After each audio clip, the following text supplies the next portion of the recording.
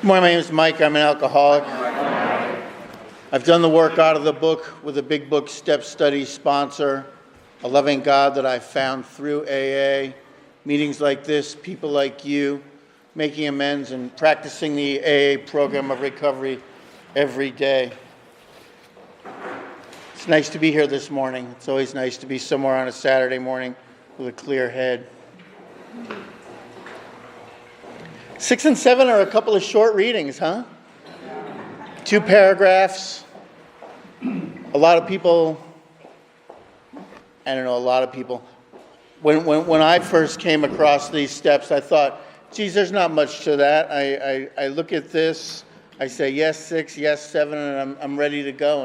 And I figure that's about it. It's the shortest steps in the book. Can't be much to it. The truth is that these 2 steps are hugely important to my continued sobriety and continued well-being of mind, body, and spirit. And they allude to that a little bit, and I need these previous steps, and they talk about that in the first sentence. If we can answer to our satisfaction, we look at step 6. Well, wait a minute. What have we answered to our satisfaction? You know, that's a good question. If we turn the page back and take a look, they talk about the culmination of the work we've done to get here. You know, writing that 4th step, doing a 5th step with another human being, and in previous weeks and in previous chapters, we've hopefully gotten some idea of the importance of doing those. There's 12 steps in there in order for a reason, and to get the desired result, I should probably be working them in the reason. And the questions we answer on that previous page talk about, have I been thorough? Have I been thorough with my 4th step? Have I left anything out? Have I tried to make mortar without sand? Am I skimping on the construction of the foundation that I'm going to build the rest of my sobriety on? And if that's the case, then that should probably be addressed before I go on. I certainly wouldn't build any sort of a large edifice without having a solid foundation. A lot of import is given to the 4th step in AA. In fact, when I first came into AA and started going to meetings and listening to people, a lot of people were talking about that, 4th step, and made it to sound something big and scary and terrifying, and that's what I thought about it. I thought, this is awful. You know, the truth is, the way it's laid out in the book, it's very simple. It's a they're short directions, short chunks of instructions that I can successfully accomplish getting toward that. No, thank you. I don't care for those. That was distracting. My concentration's easily broken. That's all right. So yeah, I want to make sure that I've done that 4th good and I've done that 5th well. I want to confess share my entire life with that sponsor. And that's important because I was never honest with anyone fully before in my entire life. And so that the run-up steps to that 4th step, the 4th step itself, and that 5th step are vitally, vitally important. But they're only the diagnosis. I work in the medical field, and I tend to couch things in terms of medical terms because that's easily understandable to me. If you go to the doctor, say, and I go, doctor, I've got a pain in my arm, and the doctor might pull something off the shelf and say, try this, and you go away. It doesn't work. You come back a week later. It didn't help. What have you got? And I say, I'll try this. And so I take that, and it still doesn't work. My arm still hurts. And maybe after 100 or so trips to the doctor, I find the magic pill, if you will, that works. Okay, so finally my arm doesn't hurt anymore. If I go to the doctor, though, and I say my arm hurts, and he goes, Well, we're going to run some tests. We're going to do an X-ray, maybe an MRI. We're going to do a physical examination. We're going to look at your history. We're going to make a complete, thorough diagnosis. Then, when I get that, it works right away. I don't have to, am I making sense? I don't have to try 100 other things if I have a thorough diagnosis. And that's what that fourth and fifth step are. So arriving at 6 and 7, ideally, I'm armed with that thorough diagnosis. I've made an inventory and discovered, put my finger on those grosser handicaps that I want, help in removing. And the truth is, I have a lot of them. And I didn't think that I did, but I did. They talk about character defects. They talk about flaws. If something's defective, it doesn't work. And my character defects keep me from being a useful member of society. Letting those character defects and flaws run, having them be operative above everything else, I'm a menace. The truth is. I'm a menace. I'm not a very nice person. It's just not so good. So I've made this diagnosis, and now I'm going to try to apply these latter steps in terms of, and I'm reluctant to use the word, in terms of a cure. The truth is, I can't do anything about it myself, similar to the way that I couldn't stop drinking myself. I had to have the help of a God of my understanding, go to that God and say, please help me. And, much to my surprise, the desire for a drink was removed. And so I know that it works. And once you know the truth, you can't unknow it. So I know that it works.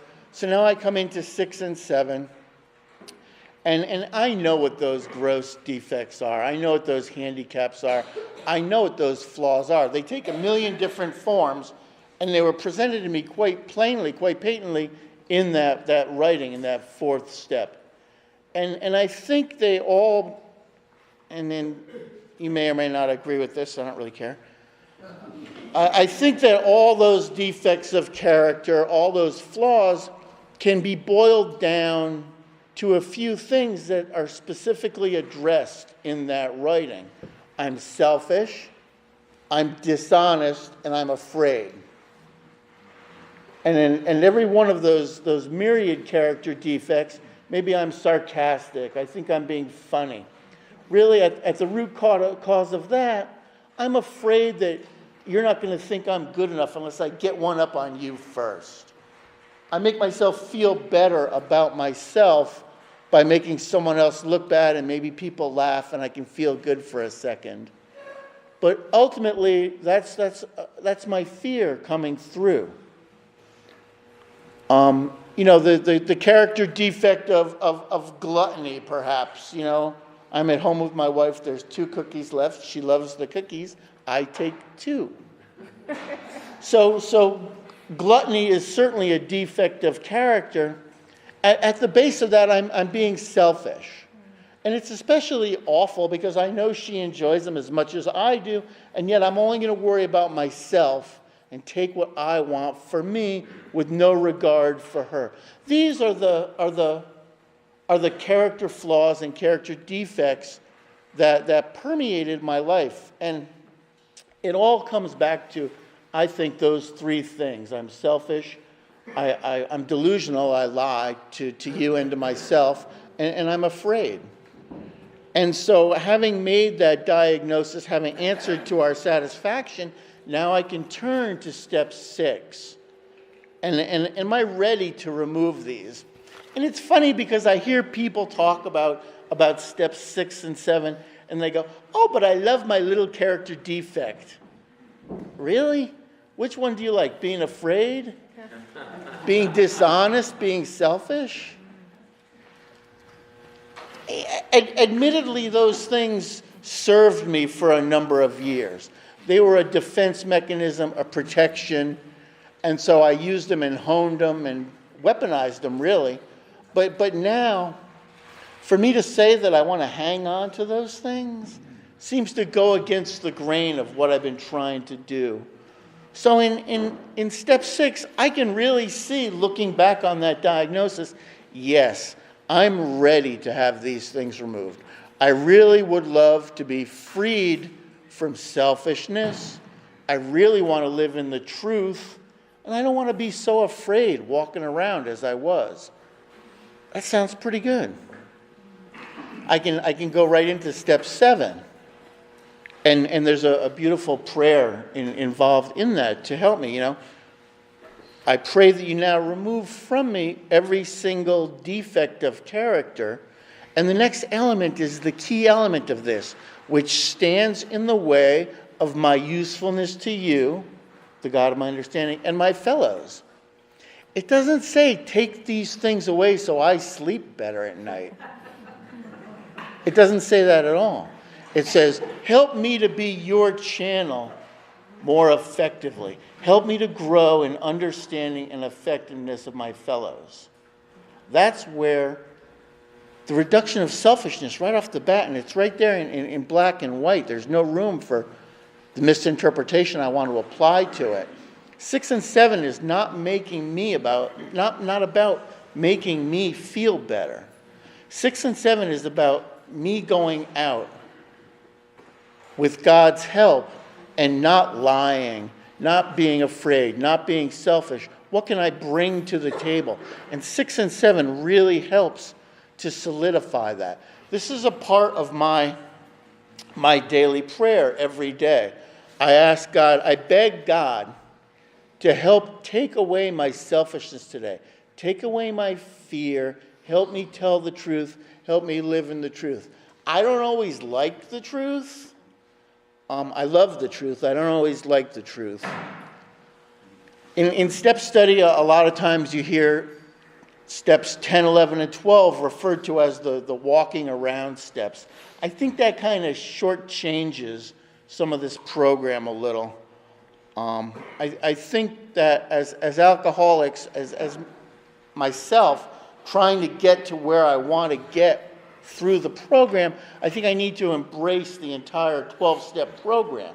I don't think I can come to a point where 3 steps are going to be sufficient for me, and especially in this 6 and 7. Because just like back when I asked for help to stop drinking, if I'm still drinking or taking drugs, I'm not going to be able to move on successfully with the rest of this. If I get to these steps, and I'm still acting selfishly as much as I was, because my first thought's still always about me, quite honestly. If I'm still as delusional and want to tell lies, and if I'm still as fearful, I'm not going to be able to move on to these latter steps. I'm not going to be able to help anybody. I'm not going to be of usefulness to God and my fellows, and that's my goal. That's my goal. 6 and 7 are important steps. And with some understanding, I think, when I work with people and we get to these steps, yes, we read the 2 paragraphs and, we say the prayer, but I like to talk to people about the depth of what it means. There's a whole lot to it. And, quite frankly, I could probably talk for an hour about this. I won't. There's some other. No, I'm not going to do that. 6 and 7 are huge for my daily recovery. 6 and 7 are the bridge between making that diagnosis and effecting the cure. That's it for me. Thanks.